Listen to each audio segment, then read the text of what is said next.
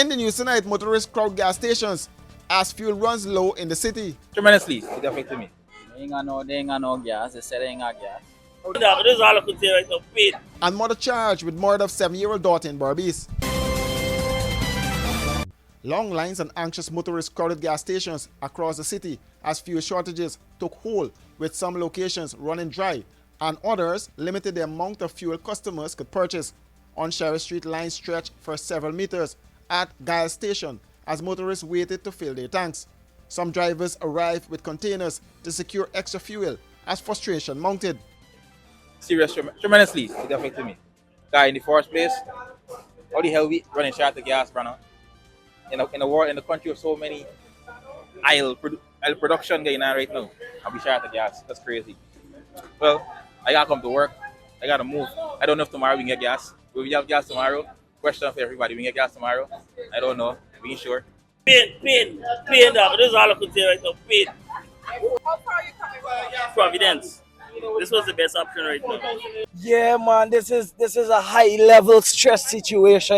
We really did not cater for this, and we wishing that within time that everything gonna be back to normal. Because it's something that got the citizens very worried and concerned right now. Yeah, it's a very unfortunate situation. We are told that we're supposed to get shipment of gas tonight. We know how sure they're sure, but as you can see, everybody trying for gas. Correct, and take the necessary. Yeah. Be able to go about the next couple of days because we aren't sure how we going forward with this. At Mobile gas station on Vicingal Road, motorists were left surprised after the location ran out of fuel. No gas. The gas run out. They ain't got no gas. No, they ain't got no gas. How do you feel? This affecting also? Terribly. And it affects everybody, not only me alone. You know what I mean? They ain't got no gas. They said they ain't got gas. How this affecting you? Well, it affected me a lot because I gotta get gas. Everybody gotta get gas, it's essential for everybody. So yeah, it's affecting everybody right now. I stop Ruimveldt, now I come in here to forget something. Do you get any gas? No, not as yet. No, the line too long. This is scary for you? Very much scary. I'm sure it's going to affect you. It's gonna affect a lot of people, not just me alone, eh? Run out of gas, I now come to buy some gas. They say no gas. What are you going to do about this? How are you moving? I know, I gotta see some way how we could move from here. Nearby a Berbice outlet saw lines wrapping around the compound as drivers rushed to refuel. The Berbice station limited purchases to $5,000 per vehicle in an effort to manage supplies. But coming down the road, I took about 1 hour and a half to reach at this gas station. Now that you reach here, they're giving you a limit. You understand? As it relates to you putting gas into your vehicle. At least they should have given us a notice like a couple days before, because this thing is really stressful. You understand? And they say tough. Unless we start bringing electric vehicle in, because they say it's real tough. Real tough. You get the full amount that you requested? No, only getting 5,000. You can't have more than 5,000. I understand. So it's tough right now. Some motorists traveled from as far as the east coast and east bank of Demerara to get fuel in the city, as many service stations in those areas had run out. Me expect this here when they're putting and they say guy down there. You see what guy not? It's stressful. It's stressful, yeah, because I come up till on the east coast. I went mobiling and no gas, come down there, the traffic too, the line too long, come here. It's like boring for see you have a train for this. It's madness, they say never been in the country before. Are you concerned that the gas prices would go up with a shortage? Of course I'm concerned. This is my main means of transportation. If they say go up, we're feeling I'm with me. Everything ain't go up. On the east bank at Providence, all 3 service stations recorded long lines with motorists rushing to refuel their vehicles. President finally met with fuel importers and service station operators as the government moved to address the situation. He assured Guyanese a fuel shipment is expected to arrive later tonight and said his administration is putting systems in place to source additional supplies. Washi. Hi people. Washing made so easy since I found Washi. Washing me use wash me clothes and I can say wash your soap powder, wash clothes so nice. Wash your soap powder, leave your clothes color bright. Wash your soap powder, leave me clothes smelling nice, of course. So give thanks to wash soap powder for doing my laundry right. Keep my clothes color bright. Have my clothes smelling nice for sure. I could not ask for more. Comes in lemon and original. It is a washing machine in a pack. Wash soap powder, wash clothes so nice. Wash soap powder, leave your clothes color bright. Wash soap powder, have my clothes smelling nice, of course. Distributors located in the Starbrook Market. It's here! Igloo Ice Cream Fruit Bars. 4 mouth-watering flavors. Mango, pineapple, strawberry, and soursop. A beautiful combination of real fruit and igloo ice cream. Go old school with fluty popsicle. Classic flavors and refreshing goodness. Available at Igloo outlets and all your favorite shops.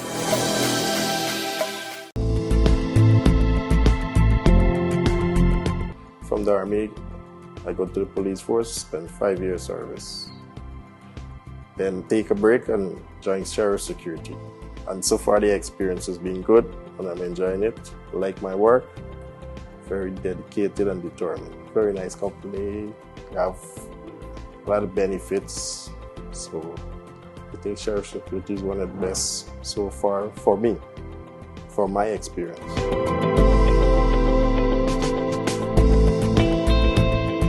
GCOM is currently conducting a national registration exercise. If you have moved to a new address since you were registered, you are required to update your address by applying for a transfer to ensure your address is accurate. Where to apply for a transfer? Visit the GCOM registration office responsible for your area of residence to apply for a transfer. When to apply for a transfer? You can apply to have your address updated during this national registration exercise. This registration exercise will end on May 29, 2026. The office hours for GCOM are: permanent registration offices open Monday to Thursdays from 8 to 12 hours and 13 to 16 hours 30, and on Fridays from 8 to 12 hours and 13 to 15 hours 30. The offices will be closed on weekends and holidays. For more information, contact the GCOM on 225-027729 or visit www.gcom.org.gy. On a new date, Sunday 26th of April, Team Extra presents its annual Creek Explosion, performing live from Jamaica, Javinci.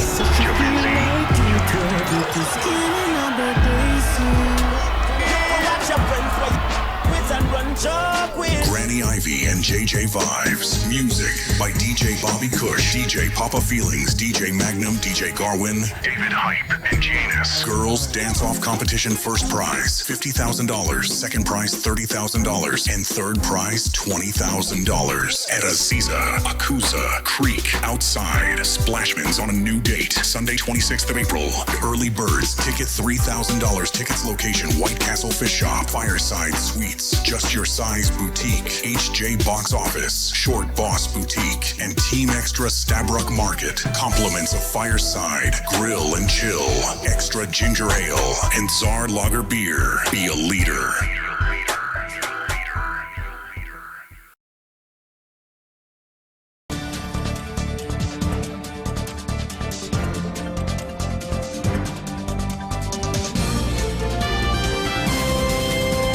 A 26-year-old woman accused of strangling her 7-year-old daughter was remanded to prison on Monday after being charged with murder in the child's death. Sarah Elizabeth Schiff-Posad appeared before Magistrate Michelle Matthias in the New Amsterdam Magistrates Court, where the indictable charge was read to her. She was not required to enter a plea and was remanded to prison until May 12th. Police allege that Schiff-Posad strangled her daughter, Isabella Dabidayal, before attempting to take her own life and that of her nearly 2-year-old son. The incident occurred on Sunday, April 5th, at the family's home on Firish Road, Quarantine, Berbice. Investigators said the woman had been experiencing distress after her husband left the home days earlier and refused to return. She also reportedly told police investigators that there was no food in the house on the morning of the incident. A post-mortem examination confirmed that Isabella, student of Cooper Primary School, died as a result of manual strangulation, police said. The child was laid to rest on April 10th.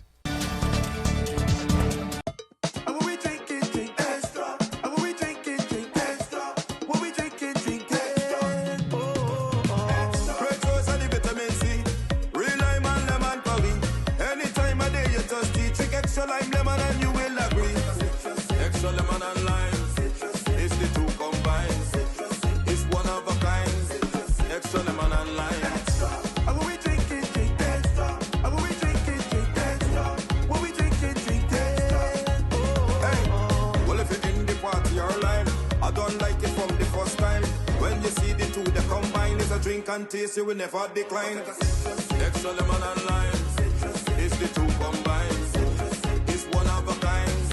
Extra lemon and lime. Extra lemon and lime. Taste the citrus in every sip.